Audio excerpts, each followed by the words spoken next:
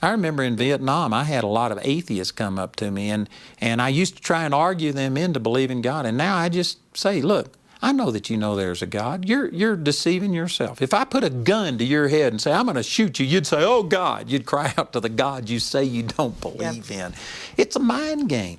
And so I just would bypass it. And I'd say, that's a lie. You know that there's a God. You know that all of this couldn't have happened without God. And I'd just start talking to their heart and not their head. Yeah. And I mean, every time those people would say, well, yeah, I know. Everybody knows.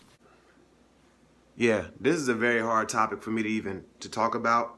Not really hard topic, but I know there's a lot of religions, there's a lot of different types of belief systems out there and things like that. But I'm only going to share what has worked for me and what has given me peace and what has given me the passion that I have to be able to go through life and to be able to push out content and be able to help people, counsel people and things like that. I only can be real myself. You understand what I'm saying? So I put this white man up here who talking about this stuff because he is somebody who's a big role model to me. Now, I don't know him personally. I met him only one time.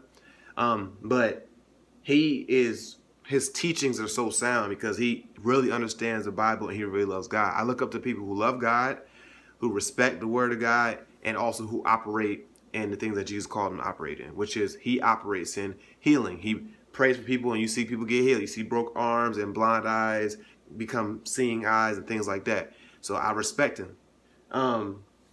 He's one of my favorites. His name is Andrew Wommack. But what I'm saying is everybody believes in God. Everyone believes in God. There's not one person who doesn't believe in God, right? They might be certain, they might not believe in Jesus like me, but they believe in God. So you don't have to try to convince an atheist to believe in God. You don't have to try to convince anybody. And if you're an atheist watching this, I know you believe in God.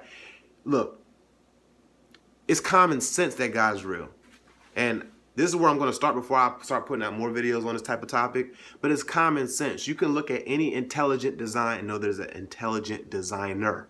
You can't look at a Tesla car and be like, oh, that joint just appeared out of thin air. Common sense will tell you that's stupid and idiotic. So you don't got to argue with somebody who don't believe they don't believe in God. You know what I'm saying? Romans 1:20 says that since the beginning of time, there has been things invisible and visible that show that the qualities of God are present and his characteristics are present. It's been here. You know what I'm saying? But people don't want to believe God because they're angry at God and they might be frustrated at God for some reason. You hear what I'm saying? People might not want to believe in God because they're angry at God. They think God's unfair. You feel what I'm saying? They feel like God is unfair. If God is real, then why did this person have to die? If God is real, then why did that happen in this person's life? You know what I'm saying? But understanding God is not who you think he is.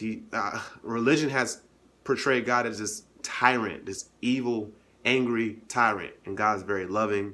And so I'm going to teach, if you don't know, I'm going to teach how God really is based on what I've experienced and how I've received God's love and kindness in my life. So I'm not coming against different religions. I'm just telling you what works for me and has worked for a lot of other people. I'm out.